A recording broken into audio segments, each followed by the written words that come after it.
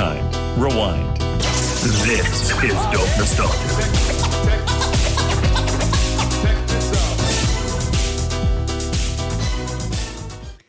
Hey, it's me, Naomi, the host of Dope Nostalgia Podcast. Welcome to episode 277. My featured guest today is on another very great podcast that also celebrates music history. It's called Earwax. You guys go find it and make sure you subscribe and check it out. Cody Tinsley is one of the co-hosts of the show, and he is here today to talk about Lou Bega. Lou Bega is known as a bit of a one-hit wonder, but he's more of a two-hit wonder, and he did a lot of stuff after Mambo Number 5. You definitely can't do a 90s podcast without talking about Mambo Number 5 at some point. So he's going to be here today to talk about all things Lou Bega. I'm also welcoming Gen Z. Gen Z Talks the 90s. Once again, I have questions for them. I'm back at it. We're going to have Felicia as our guest today. Check it out. Gen Z on the 90s.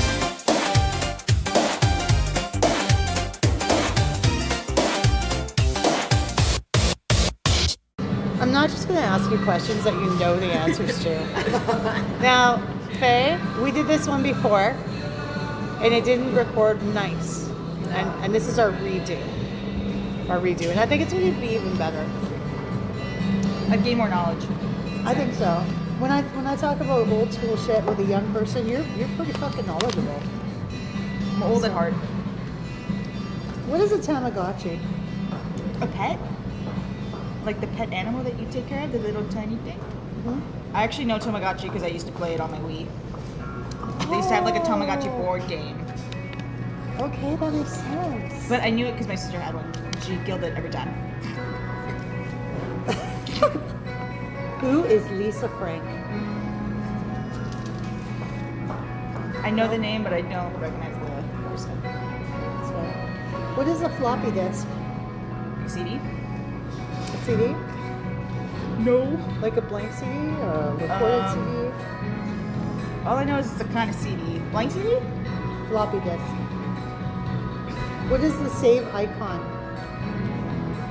Like the mouse hovering over the paper? When you're doing like something on a word processor, word processor, that's from the 80s too. Never mind. Okay, what Microsoft Word? You've used it, right? Yeah. And you're gonna hit save. What is that icon? Like, what does it look like? Yeah. Is it not like... Does it look like this? Oh, it's a floppy disk. It's a floppy disk. I thought that was your second question. I was like, what kind of question is this? How do you save your Word document? No. I get it, okay. What is LimeWire? Isn't that where people used to steal their music? Yes. To pirate their music? Yes. My parents used to pirate their music all the time. What group sang the popular song Waterfalls? TLC? Yeah, damn. See, I told you. You're doing great. Okay. Why would someone use *69 when making a phone call? Because it's a funny number? Duh. I don't know, to make a... What is it? What were those calls called? Collect calls? It's a good guess, but no. What is it? If you were going to dial a number, okay, so you dial *69, and then you would dial the phone number, it means that your phone number wouldn't come up on their call display. And *69 was that number? Yeah, that's the number. Did you know that? That's the Jules? booty. That's the booty call number. I think I got something similar to that last time on the interview. Yes. What happens if you do *67? *67? Yeah, wasn't that something too? Wasn't that supposed to be the if you wanted to get the number? I think supposedly. That sounds weird. I don't know. Okay. If anyone knows, call us at our hotline, 1-888-741-9192, toll free. Okay, next question.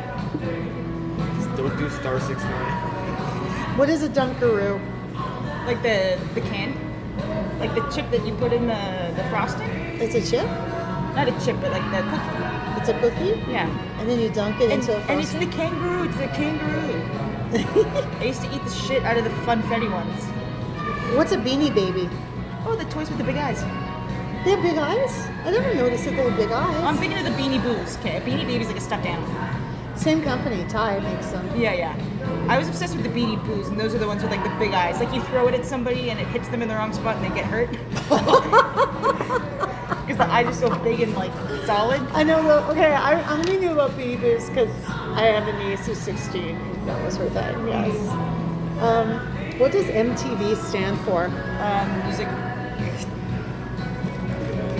Music television video? Music television. Music television. Yeah. It's actually easier than you thought it would be, right? Pretty much, yeah. Okay, I'm going to mention a musical artist and let me know what you know about them. Bobby Brown. Nada. Nothing? Unless he's James Brown. Then I know a lot about James Brown. Which is cool because that's even further back. Alanis Morissette. Jagged Little Pill. You Ought to Know. Thank you. She's Canadian. She was dating that guy from Full House. And then they broke up and she wrote You Ought to Know about him. And then they referenced that in How I Met Your Mother. No, that's so good. Okay. Marilyn Manson. Didn't he try to remove his ribs to suck his own dick? Like I swear to God, he got like a rib thing to like try to suck his own meat. That's what all people think. That's the rumor. Because it's probably true. I don't know. Probably it's true. And I know he made The Beautiful People. Who are the Bare Naked Ladies? Canadian group, Big Bang Theory anthem, and also It's Been a Long Week Since You Looked at Me. Got your head to the sides and I'm angry. That's all I know. You know the lyrics better than I do. Chicky China, Chinese chicken. And your brain start chicken. Watching X-Files with no lights on. Watching the Epstein Files with no lights on? Not the Epstein Files. Dude. Sorry. You're funny. DJ Jazzy Jeff and the Fresh Prince. I loved the Fresh Prince of Bel-Air. I actually listen to like DJ Jazzy Jeff and the Fresh Prince every so often. There's a couple songs I have on my playlist. Do you know Summertime? That's one of my favorites. No, I know Miami. I know Girls Ain't Nothing But Trouble, and Parents Just Don't Understand. Nice. There's no need to argue. Parents just don't understand. Let's give her a couple more. Bon Jovi.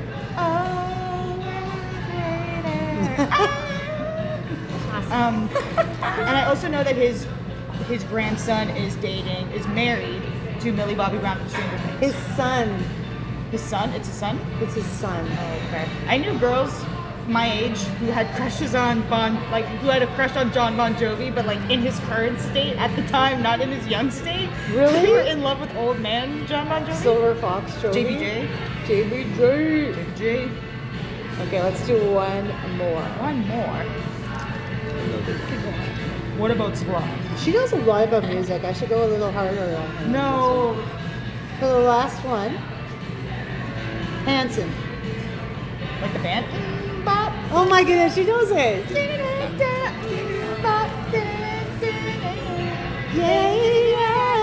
They did it. Oh yeah. Was that fun? Yes. That was probably 14 out of 15 there. I think I got one wrong. Yeah, you did pretty good. I counted. Wikipedia moment.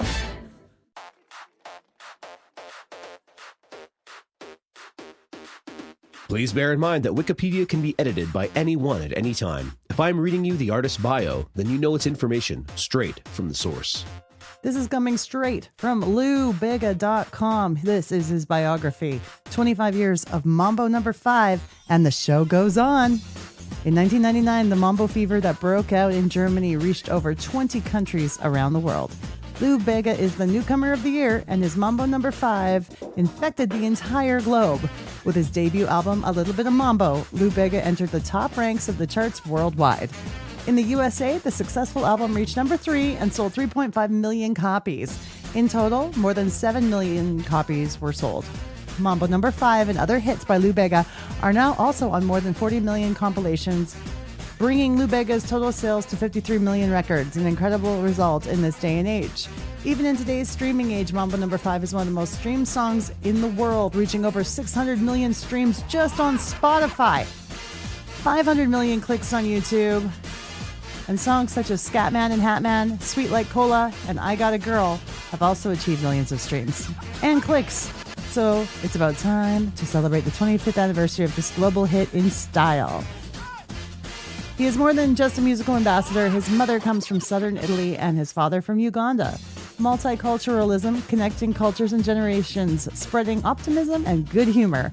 That's what he gives his fans with his natural and cheerful manner. Fun and passion.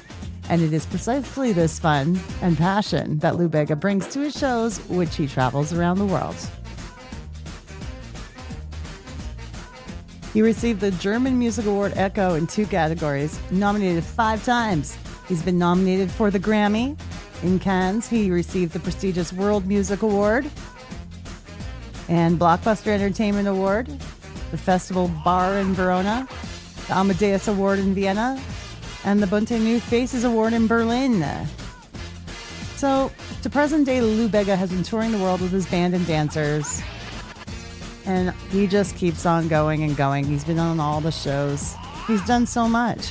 Lou Bega has succeeded like no other in shaping his very own musical style by merging musical elements from the 40s and 50s with modern grooves and sounds to create a new entity. We're talking about Lou Bega today with our special guest for the first time on Dope Nostalgia. From the podcast Earwax, welcome Cody Tinsley. There we go. I love your background. Hey, thanks, man. It's a collection of cool shit that's happened to me. Yeah. I love it. It's perfect for an office. Yeah, for real. Oh man, those framed records. You got some show bills on there. Man, that's so cool. Yeah, there's a few autographed records, so I put them up on the wall, and then some of the people I've been so blessed to have met. So, Yeah. Do you have nice. a favorite of the autographed records? Oh, I don't know. I'm gonna say the Tiffany one that's behind my head here Oh, man, because come on. that was the first record I ever owned. That was mine that I got to pick out. So That rules. to have her sign an album for me was pretty exciting. That rules. Yeah, it does, man. Thank you so much for, getting in touch with me because I love what you're doing. And I think it's so thank great you. for Music History Podcast. Got to support each other. That's right. That's right. We've got a nice small team, and we just relaunched independently, and we got some cool stuff coming up. I'm really excited about it. Okay, let's get right into it then. I'm going to warn you ahead of time that you know way more about Lou Bega than I do, but I have done a bit of research, but I'm sure you're going to be leading the way on this one. Well, there is precious little about Lou Bega out there. All right. Welcome, Cody, to Dope Nostalgia. How are you today? I'm doing well. About yourself? Great. Thank you. Now, you came to me and you told me about this amazing new podcast about music history called Earwax. Tell us all about it. Yeah, so we've been going now for 2.5 years ish, and essentially what we do is each week we take an album, not limited to the 90s. We're all over the place, Nice. and we try and tell its story. So records that are somewhat in the mainstream, but maybe like a little bit, like a A- B tier in terms of their prominence, and we want to place it in its cultural context and kind of dig into why it was important then and why it's still important today. And my co-host and I, Hillary, we're 2 long-term record store clerks. We just love hanging out, talking about records. That's like one of our favorite things. So that's the conceit of the show. And, I think record store people can get a reputation of having their nose turned up a little bit snooty, and it's not without merit. But the goal of our show is never to be that. We're not gatekeeping. I kind of consider us like a custodian or a librarian of like, check out this cool thing that we love talking about. So I think we just recorded, for instance, our comeback episodes after our break. We covered like Stankonia. We've covered, I have a list of some of the 90s records we've covered. We've covered Stereolab's Dots and Loops, Garbage self-titled, which I saw you guys did an episode over Garbage. We did. Can't go wrong there. Missy Elliott, Super Duper Fly, Far Side, Shania Twain, 9 Inch Nails, Beck, Midnight Vultures. We love covering records and finding the stories behind them that you're like, oh wow, that's didn't know that. And I like that your genres are all over the map too, not just the decades, but you're listening to everything and anything. Yeah, and it's great because the 4 of us, it's a team of 4. We have similar tastes, but just differing enough where we kind of push each other outside of our comfort zones. I'm a big country fan, so whenever it comes to country, it's like this is my wheelhouse. Mm-hmm. But then contemporary pop, that is so much more Hillary's wheelhouse, Yeah. and I think we did like a Carly Rae Jepsen record early on, and I was like, man, I don't know anything about this record, but I came out of the other side thinking, this is incredible. How did I miss it? So it's all about discovery. That's the best part about being in a record store, is you're always learning and you're always finding new stuff and new stories, and that's the goal of the show. It's more interesting when you have four people who don't like all the same things. Yes, yeah, You that's know? true.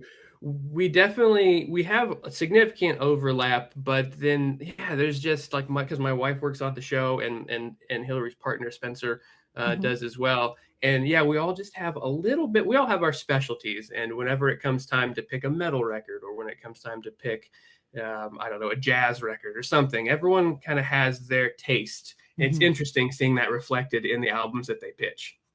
Um, and just a note on working at a record store. That was the coveted job of my teenage youth. I swear, I would apply at HMV over and over. They must have had stacks of resumes every week. I was lucky enough in college to get a job in Springfield, Missouri at a really small independent shop called Stick It in Your Ear. Shout out.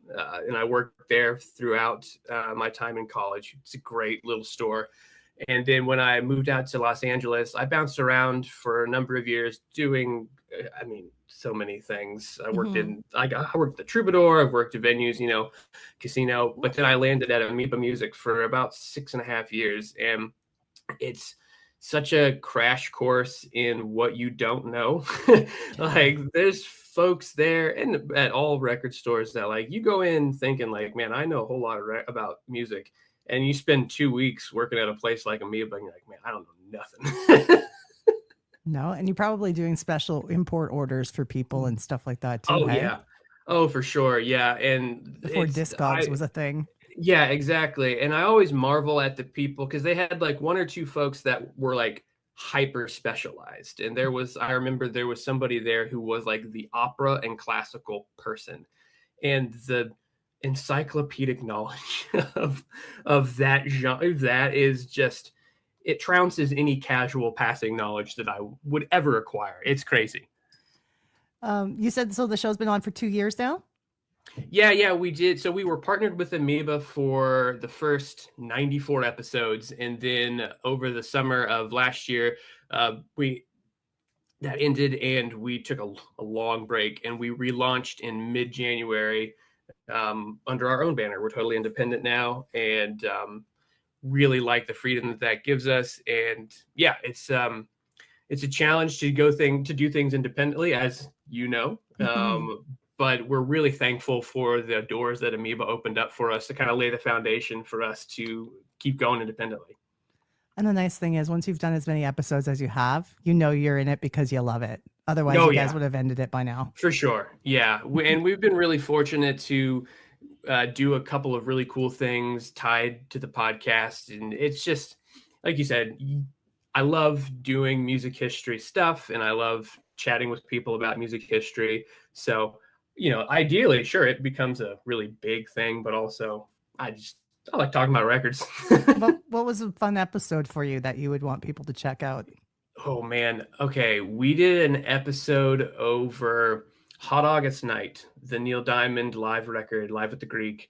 And I really love that episode. It's a bit longer, but there was such a discussion, a tension, but in a very playful way of, I love the kind of cornball cheese of his Neilness, right? The Neil Diamond of it all. Love it.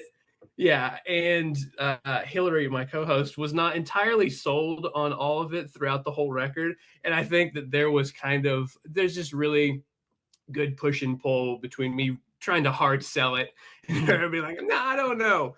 And just the story behind that record and the songs on that. He's such a phenomenal songwriter and such a great figure in music that he's kind of in on it. He's pretty self-aware, and you can just have a lot of fun with a record like that. I love that one. And then we also, right at the end of our time, we got to interview Black Country New Road, who were like a super hot British rock band. Cool. And they were incredibly nice. And it was about their new record, or their record that had just come out. But we got into the weeds about their music influences, and they were just so engaging and super chill. And, whenever you get into a room with somebody, you hope that they're nice. And but you never know. And thankfully, all the interviews that we have done, especially those guys, man, they were so chill. Oh, isn't that nice to know? Like that, I find that most people are nice too, celebrity or not. Most are. Agreed. Yeah. But today, we're going to talk about an artist that I have yet to get on this show. He evaded me for years, but actually, I haven't tried that hard yet. I will. I'm excited you brought him up. Lou Bega. I love this record. He only had one record in the 90s, so that's kind of where my research landed. 1999. I love this record. I always feel like when I bring it up, I'm kind of defending it. Like, no, this is really actually quite good. And I don't know why, because this record was huge whenever it came out, right? Like the single Mambo number 5 was a massive hit. It worldwide. Was everywhere. It's still everywhere. Yeah, of course. It's at every wedding that you're ever going to go to. Yeah. In fact, I think at my aunt's wedding, they gave us all intro music, the bridal party, and my wife and I walked into Mambo number 5, which is not the most ideal song for a marriage, but it worked out. It's a jam. Yeah. How'd you discover him? I think it was the first CD that I ever owned. Really? I asked for it for Christmas because of the single, and in fact, I remember we had like a family Christmas, and I had initially wrote down the Lou Bega CD. I didn't know what it was called. I was like 7 or 8, and then scratched it out and instead put like cash. No, you're getting the CD. Yeah, and my cousin Nancy, did not give me cash, but she did give me the Lou Bega CD, and I put that in my little CD player, and I played that endlessly goodness. I don't know if you can actually wear out CDs, but if you could, I did. To this day, I think I still have about 85% of this album memorized. That's so cool that you know it that well. Also, when you're that young and it's your first CD, you don't have a lot of music yet except the radio at that age. So it's like, okay, I'm going to listen to this all the time. Yeah, and the radio was still so prominent at the time, and it was like you said, it was everywhere on the radio. So you heard it almost on loop, and yeah, it's impressionable. I'd like to know what the ladies who have those first names that are mentioned in Mambo number 5, how they feel about that. If they Monica and you have to believe that it comes up, right? Like they throughout their life, it has to have come up. Yeah. I just wanted mine in there, damn it. But it wasn't. Yeah, I know. I think Cody would have been a hard sell, but if my name would have showed up in that, I'd have been like, sick. I heard about him for the first time, probably the same way you did on the radio with that smash hit. And there wasn't anything else that sounded like it at the time because he was taking music from the 30s and 40s and mixing it to be current. Yeah, there's a distinct pocket of time where for about a year and a half or 2 years, swing came back into swing was kind of hot again with like the Brian Setzer Orchestra and Cherry Poppin' Daddies and Lou Bega. Yeah. And he capitalized on it brilliantly. And what a great idea to mix someone as legendary as Perez Prado with contemporary sensibilities. Is just, I love the production on Mambo number 5. I love the production on this record. As far as like the great pop production. Oh yeah. The hooks on this album are disgusting from front to back. They are well absolutely filthy. It is. It's really well done. I listened to it again today. Obviously, you got to freshen up, right? Yeah. And I think my favorite track was that Tico Tico one. Yo, it's so good. Oh my goodness, that sounded so modern It and does. old at the same time. Not modern I to know. 2026, but modern to 1999. Yes. And that's so funny. I actually highlighted that track too because one, it does like I remembered this album as being like, oh, it's kind of a throwback record with some polish. But you're right. There's actually some weird synth work going on. Some of the stuff they play with is very modern. But there's a line in that song where he says that the only style I play is my self-made hits. And that's just demonstrably untrue because Mambo Number 5 is built off of a Perez Prado song. I think there was actually some suing going on over that. Oh, I have so much about that. Should we get there later? Yes. We definitely can. Okay. 1, 2, 3, 4.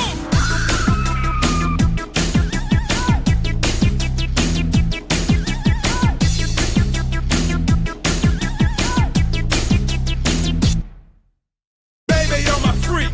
Once in a week, we getting kinda deep in my 86. See, I don't play no tricks. You know the bomb ticks. The only style I play is my self-made hits. And it kicks like that. Yo, it really does. Was it number one? Hey, yo, it really was. I got the swing, the king's bag, and the ring. Ladies throw their bras when I start to sing. Can I rock it? Can I knock it? Can I lick it? Can I kick it? Can I top it? You make me hazy, you drive me crazy. And baby, I don't know what I can do. Can I rock it? Can I knock it? Can I lick it? Can I kick it? Can I top it? You make me hazy, you drive me crazy. And baby, I don't know what I can do.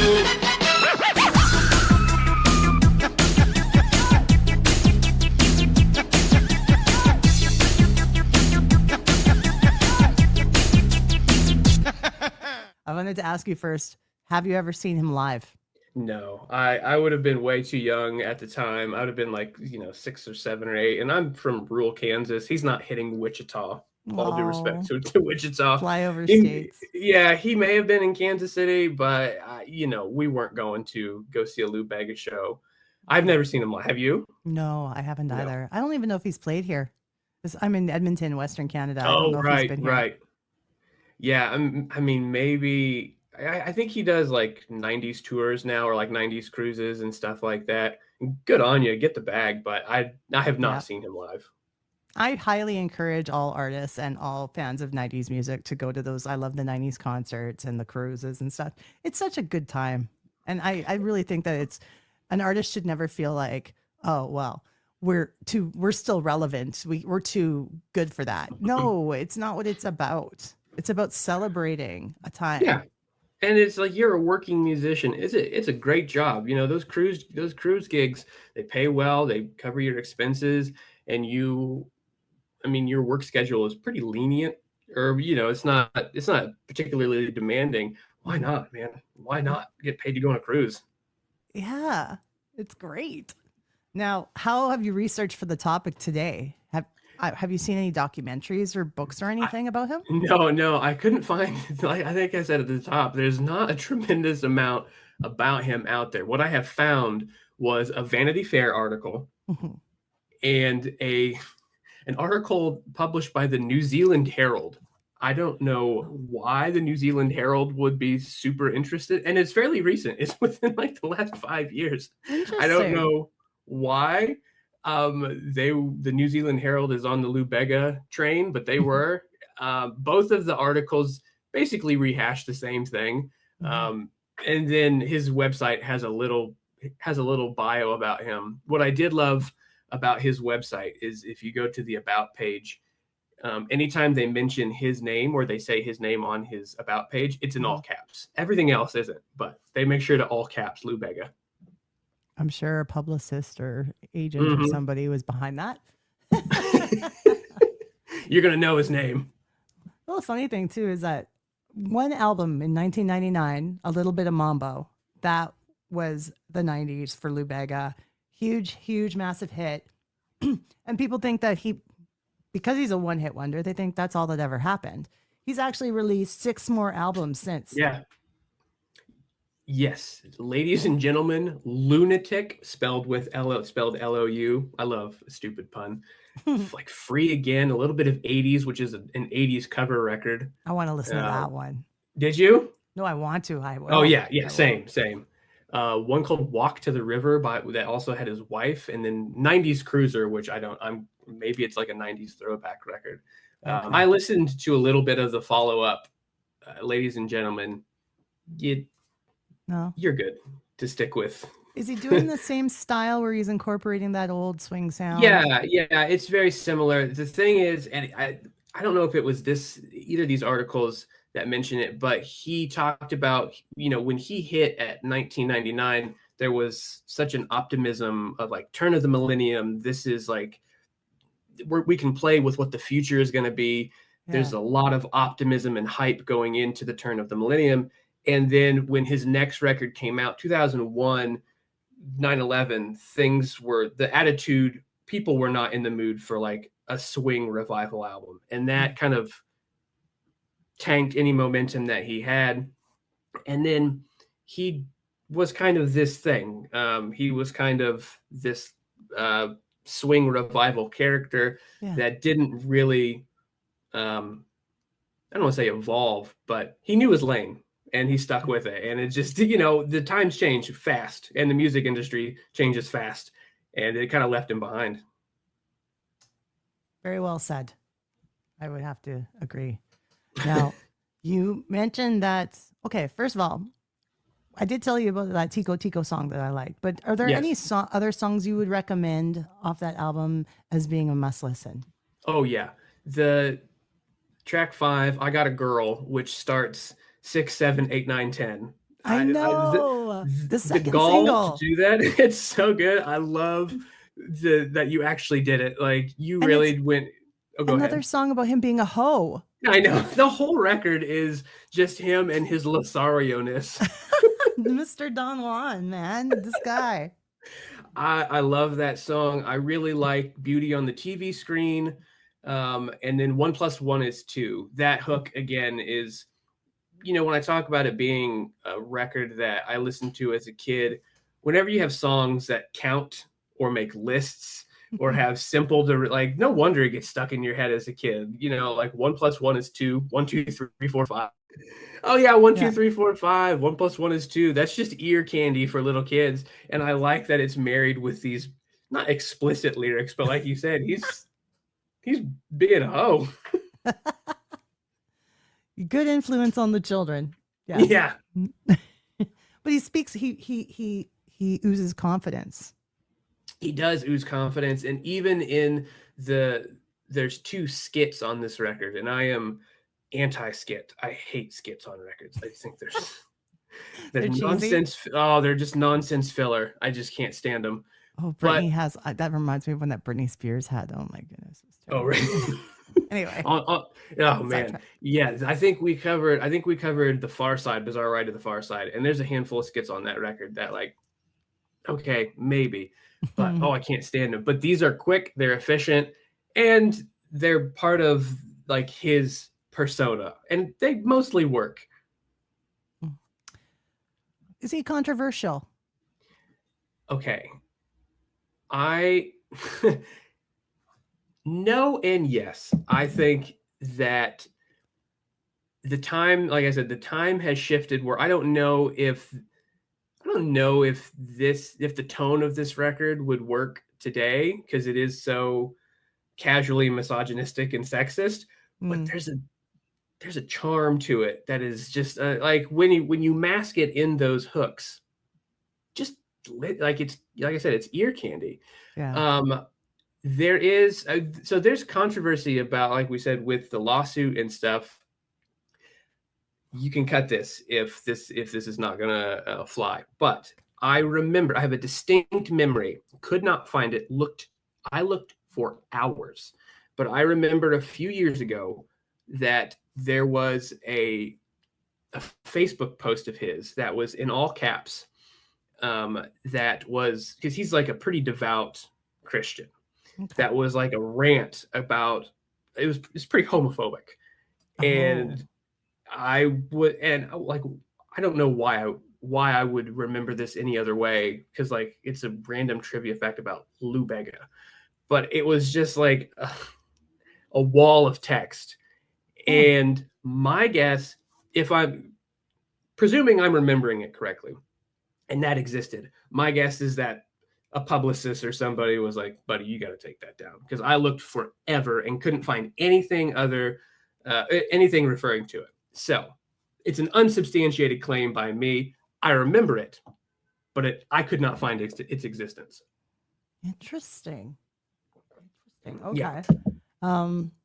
I feel like once it's been on the internet, though, someone screenshot it already. Man. And at some point it will resurface. I don't know. Yeah. And what a shame if it's true. I thought maybe it was maybe you were having a Mandela effect. I could be. And hopefully, yes. Hopefully he didn't say those things. No. Hopefully he didn't say those things.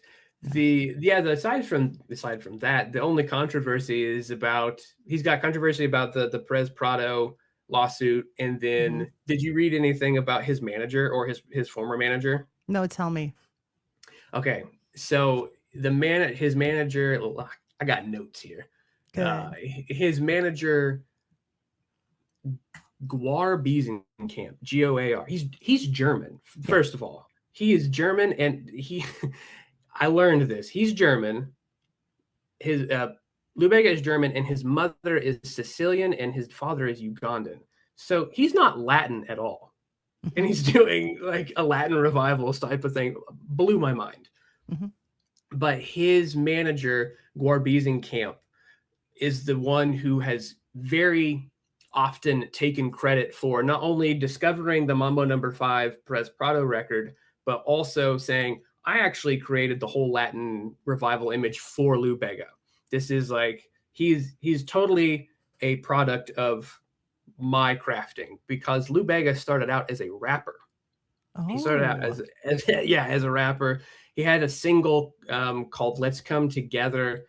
That was in the fall of 97. I looked for it, couldn't find it.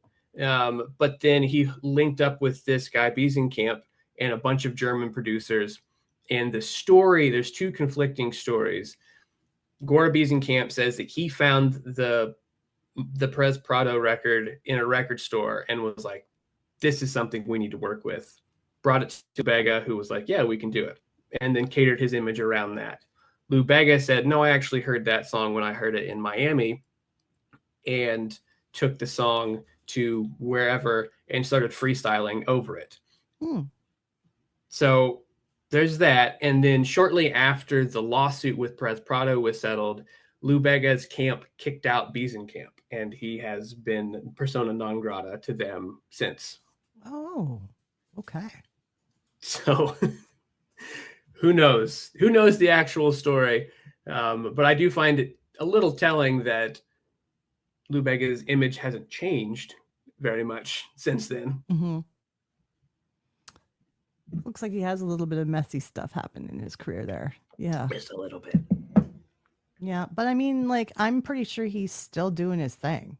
Oh, he in fact, they just, last year they did like a 25th anniversary celebration of Mambo No. 5, which is, of course, like, why wouldn't you celebrate such a great record? And I actually saw yesterday or 2 days ago, he posted on Instagram that it has now reached over 600 million streams on Spotify. Not a surprise. Honestly, lower than I expected. I thought it would be in the billion club by now. Oh, yeah. Surely by like, if you combine Spotify and YouTube and everything, it's got to be well over 1 billion.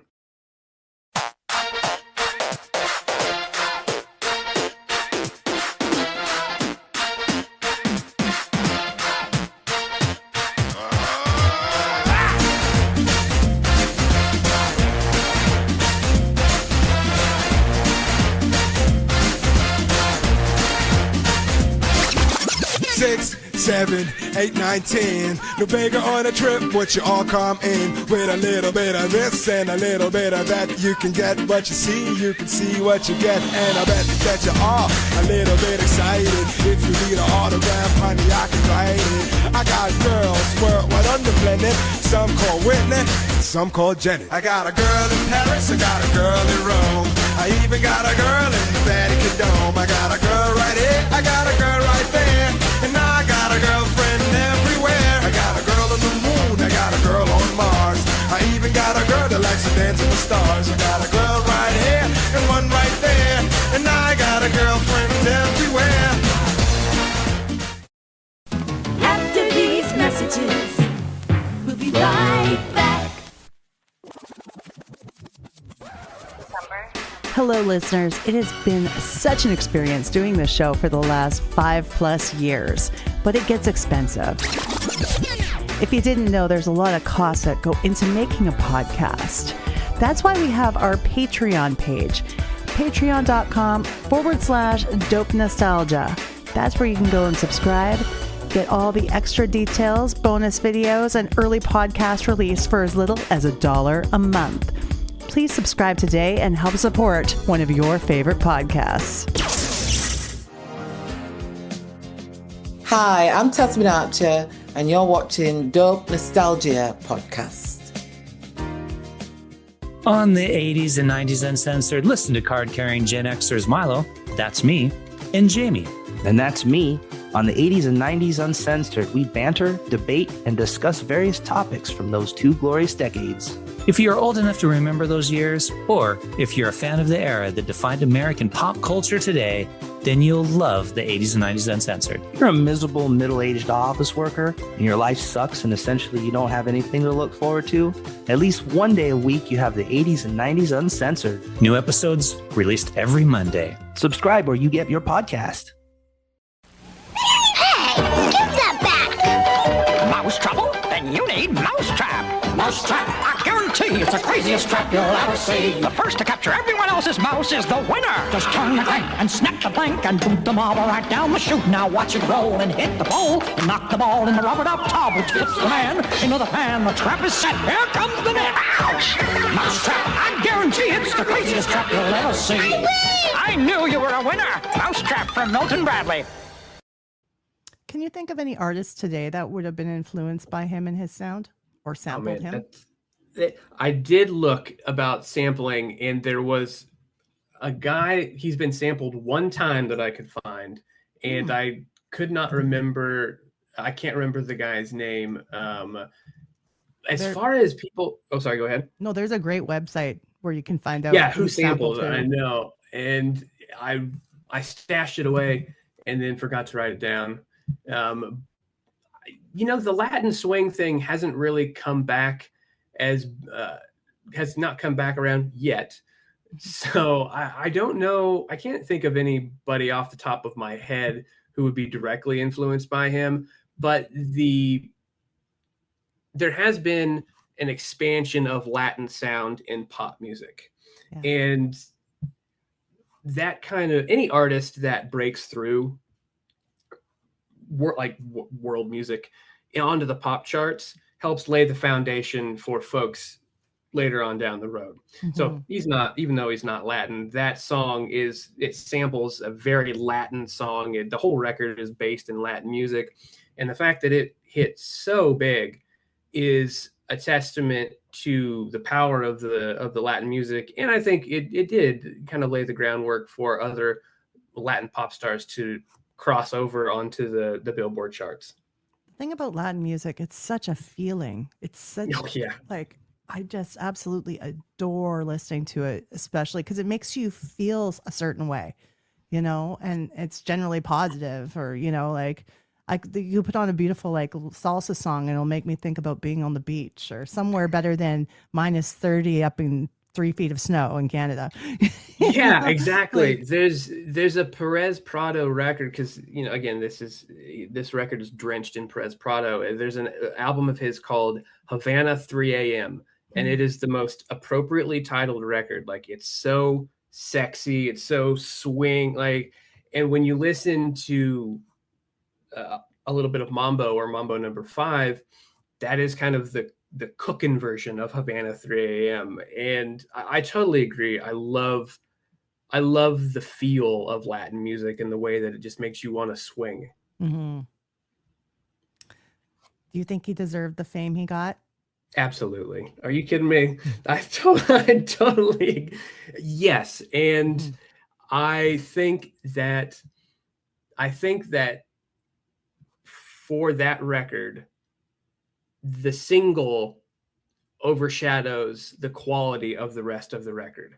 That single was everywhere, and it kind of quickly became annoying to a lot of people listening. You know how one-hit wonders or earworms do. That Overplayed on the radio waves happens. yeah, for Yes. sure.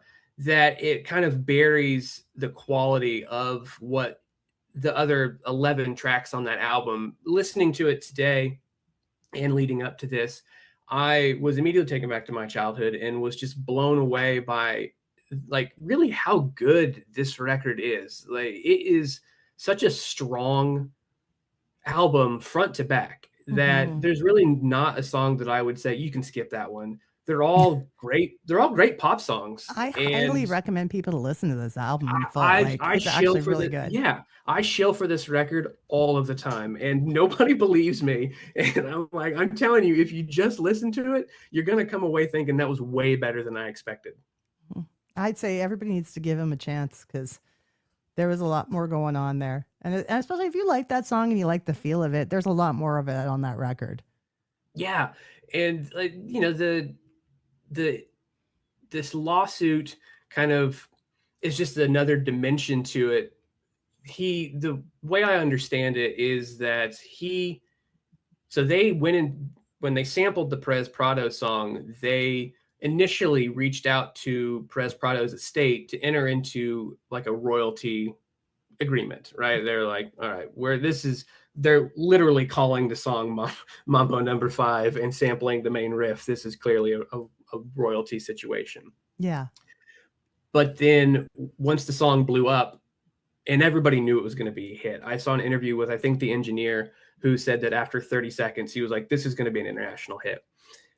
But after the song blew up, Lou Bega and his team tried to spin it that because they had written all new lyrics, that they were actually the true creators of the song and wanted sole ownership over all of the profits. That's not how this works. It's not how it works.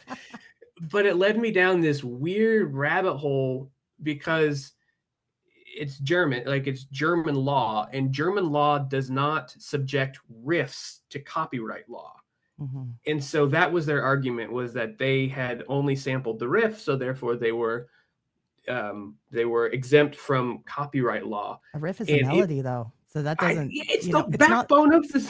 It's not like a chord progression. You can't really copyright a chord progression because there's not enough of them. But a riff is a melody, and yes, you can. Yeah, can you imagine someone like sampling Smoke on the Water and then adding lyrics and be like, well, it's a different song? Like, no. No, it's not. It's just the backbone of the song. The lawsuit went on for 7 years. And eventually the German court ruled that it was a new song co-written by both Lou Bega and Perez Prado. So Perez Prado's estate and Lou Bega share royalties and songwriting credit on that. Was it basically like giving up and saying, okay, now you just split it and stop it? Yeah, Stop this madness. Yeah, they basically told Lou Bega, like, dude, you named the song the same thing. You used the main riff. Like, you can't call this your song. But Right. you did write a whole song. Like, you wrote a whole 3 verses to it and a great hook. So, yeah. 50-50 or whatever the profit share is. I didn't get into that. They just wanted to end this war. Oh, 7 years, man. Here's something interesting. In 2019, do you remember Scatman John? Yes. Beep, bop, bop, ba, da, bop. Okay. So Bega released Scatman and Hatman, his first release since 2013. So he's sampling, again, the 1994 single Scatman, right? Yeah. And then he said he was inspired to create the track by the fact that Scatman John died in the same year that Mambo Number 5 came out. And he thought they had a lot in common because he died. Scatman John passed away of a brain tumor in 1999. And his own father died of a similar brain tumor in 1990 as well. It's a bit of a stretch. He's reaching. Yeah, it's a bit of a stretch to justify the cover, but go for it. I haven't heard the cover yet. I'm going I to have throw it not. in here. I'm going to All put a right. clip on the show. There you go. Do it.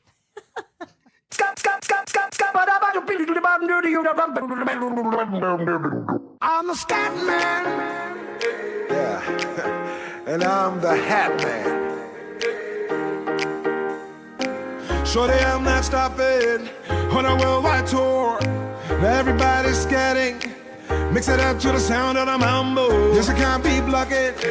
20 years and more. Scanning Lou, I'm popping. Shake what your mama gave ya. Scatman and Hatman, travel in time. Scatman and Hatman, going online. Scatman with Hatman, do it in style. Let's go, go, go, and let them know.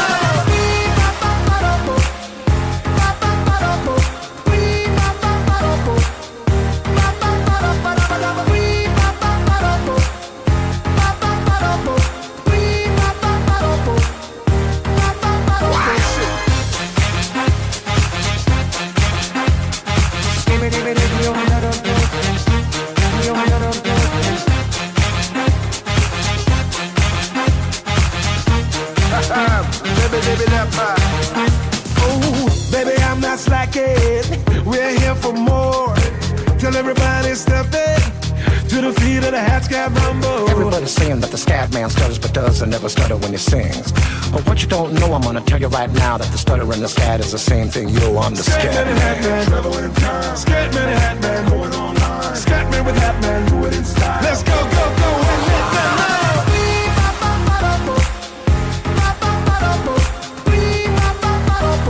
This is the Scatman.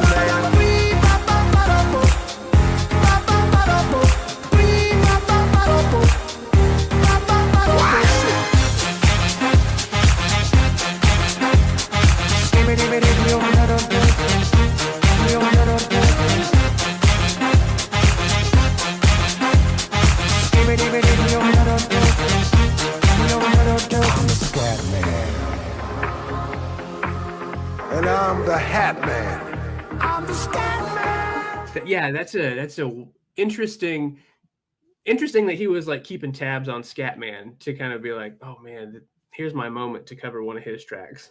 Yep. It's an interesting thing. Yeah. So as much as I loved what he's done with the music, I don't know if I think the way he's done things has been so posh, but I don't know. We'll see. Suspect. That's a good word.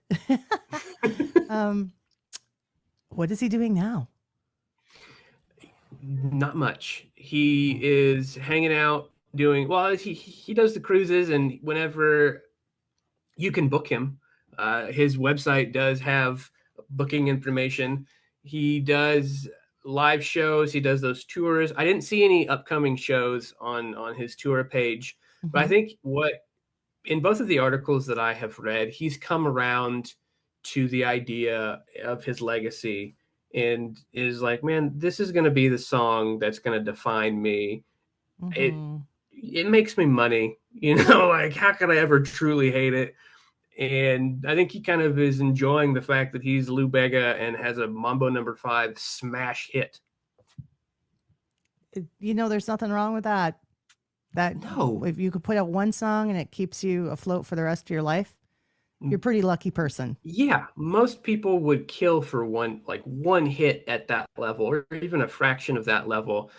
I mean, I've never experienced one-hit wonder fame. I've never tried to experience one-hit wonder fame, but I would hope that if I was ever graced with something like that I would have the goodwill and foresight to realize that this is going to sustain me for my entire life. I can't hate it. This one's interesting too. Have you heard of the video game Tropico? Yeah, yes. It's like a dictator sim, right? It's a dictator sim. Yes, I actually have Tropico 5 on my Steam account. I've played it. It's fun. But Bega is one of the characters that the player can choose as their dictatorial persona.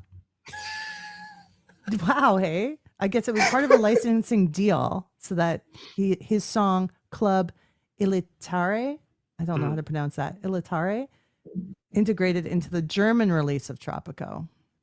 So he had a little deal worked out there, and he's a dictator. I wonder if he's got the look for that game. Oh, he definitely does. Yeah, like he could be part of Far Cry 5 or something like that. Like it's definitely, yeah. Oh, that's so funny. Well, and he also, I think that he did a theme song for a Disney show, and then maybe Bob the Builder did a remix of Mambo Number 5 or something. He's got revenue streams, man, coming in. Has it been covered? Mambo Number 5? Probably. I don't know if it's been by bands covered. and stuff. Yeah, I don't know if it's been covered, but I believe the show Bob the Builder did a Bob the Builder version of Mambo Number 5. That's awesome. I love that. Are you ready, Bob? Yes. What about you, Lovely? I'm a bit scared. Okay, team, let's go. 1, 2, 3, 4, 5. Everybody's outside, so come on, let's ride to the builder's yard around the corner. The gang's all here, and it's time for us to do what we wanna. There's a house with a roof that leaks. It's an urgent job, and it could take us weeks. There's Dizzy, Lofty, and Rolly too. Wendy always knows just what to do. And there's no job too big or small. With scoop and mug, we can do it all. Metal, brick, or wood, it's all good, and we can always send in the tractor. A little bit of timber and a saw. A little bit of fixing, that's for sure. A little bit of digging up the road. A little bit of moving heavy loads. A little bit of tiling on the roof. A little bit of making waterproof. A little bit of concrete mixed with sand. A little bit of Bob, the builder man.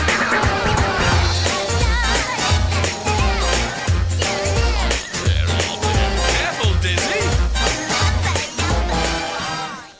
It's so great. Now, is there anything else you want to add to the Lou Bega discussion before we move on? I just can't emphasize enough to listen to this record. I genuinely love it. You know, I think it's one of those records that people could mistake as one that people like ironically enjoy, or that he's an artist that people like kind of sorry. He's an artist that people could enjoy tongue in cheek. And that's tempting, but like you and I have said, this album is legitimately good.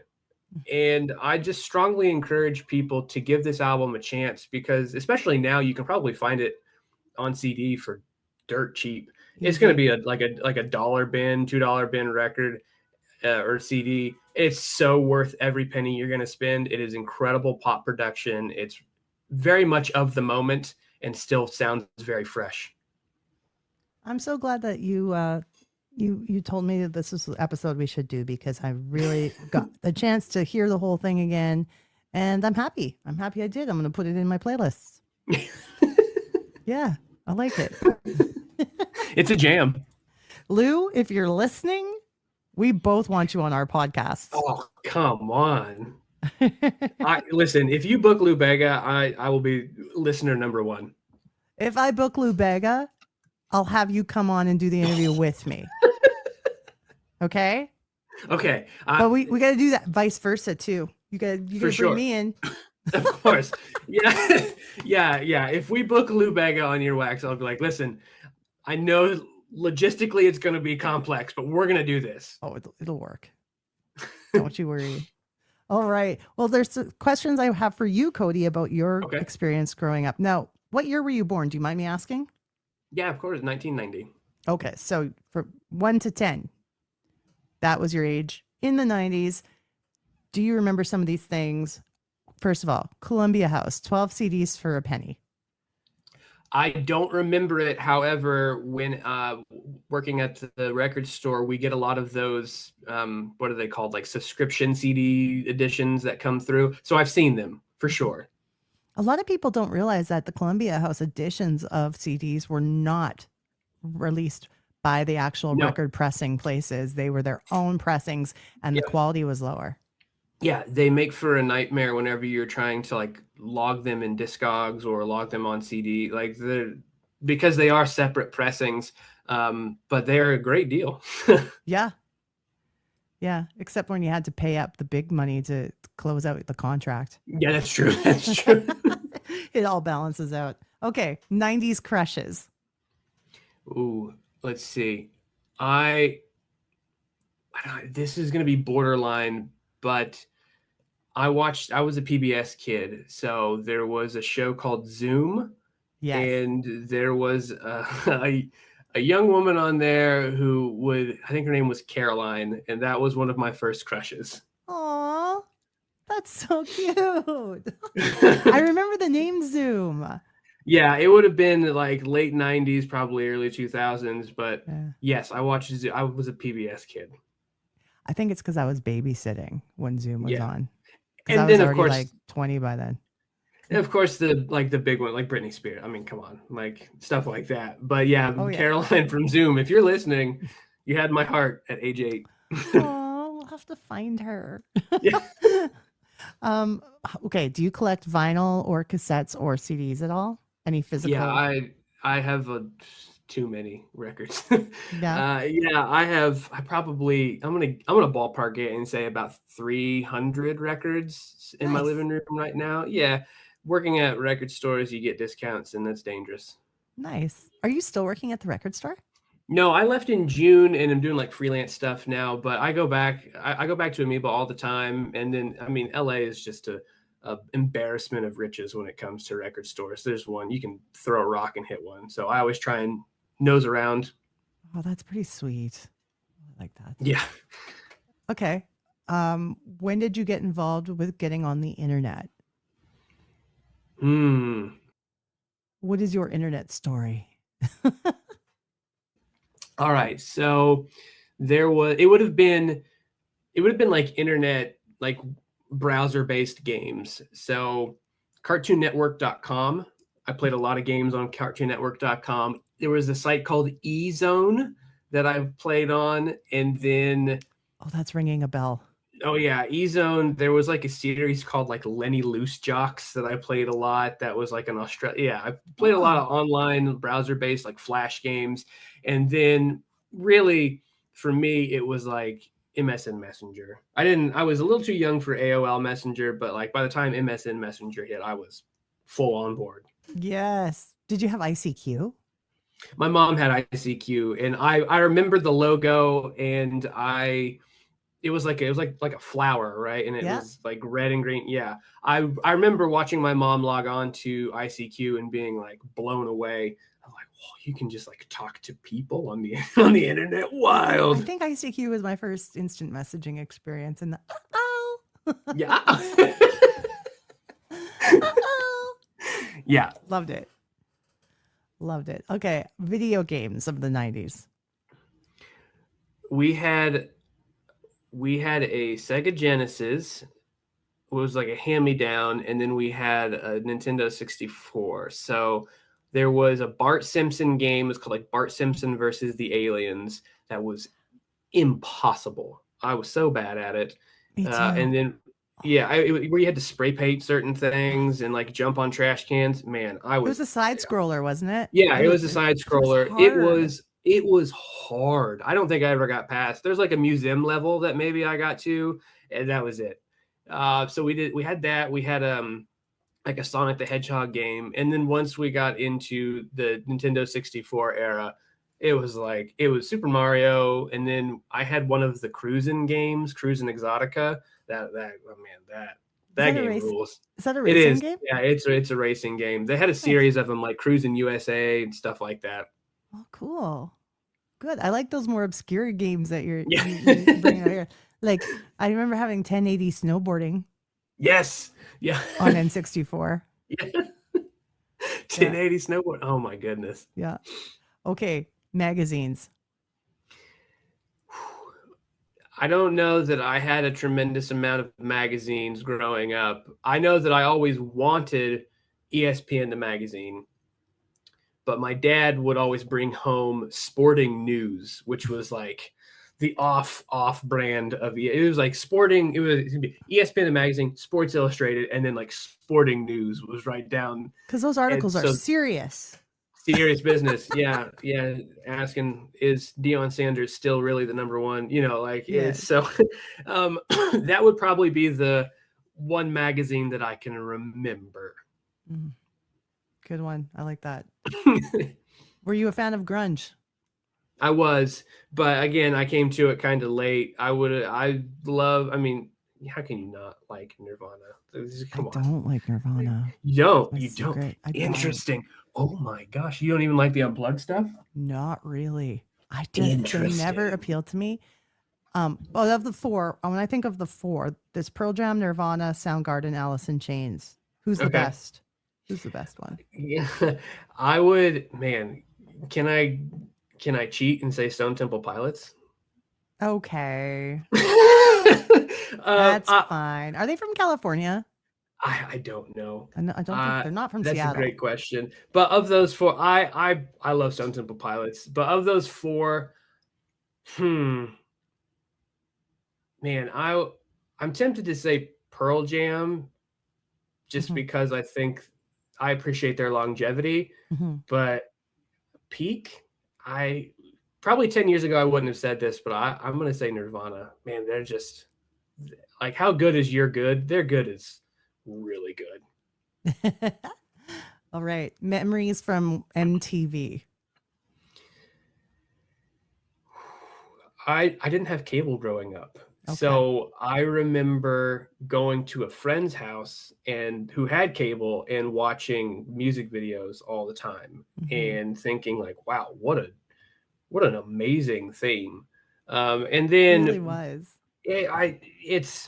It's a shame that it's not what it was, and that it's over now. Like, MTV shut down, but the idea that you would just have a channel that was only music videos and could be kind of like a kingmaker of pop culture and music was like the gatekeeper.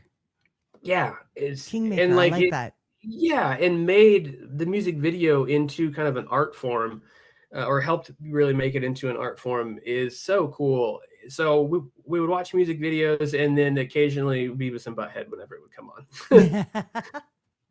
I know, right? Perfect. Any clothing or fashion trend that you loved? I had frosted tips. Yeah, you did. Lance Bass, what? I had frosted tips, and not at the same time, but I also had a Nike swoosh cut shaved into the back of my head.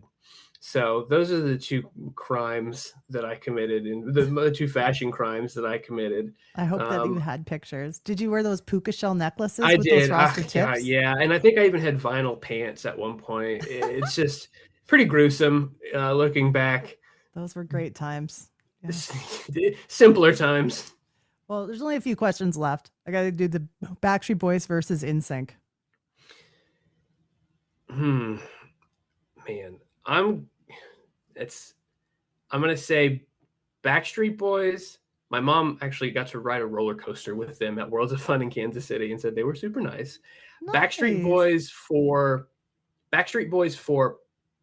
pop, but then I think for like artistic evolution, it's hard to deny what Justin Timberlake kind of did.